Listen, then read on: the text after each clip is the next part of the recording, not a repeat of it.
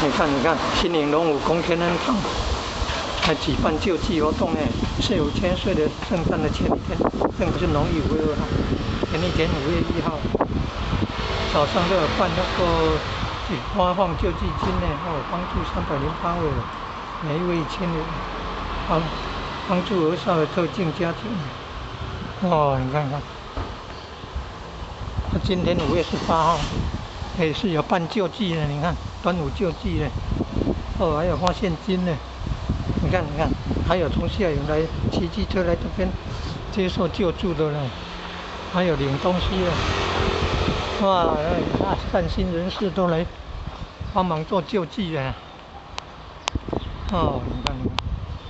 新营的龙武宫天恩堂就在南兴国中的西边的公园的旁边呢，有缘人会来求道得三宝心法，超脱将来超脱6道生死轮回之苦，超脱4生6道轮回之苦通常第2个礼拜天晚上，第2个礼拜天呢，上午在楼上，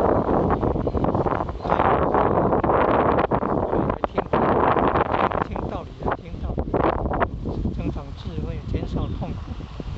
化解消灾化解。有的我们到晚上2个礼拜一次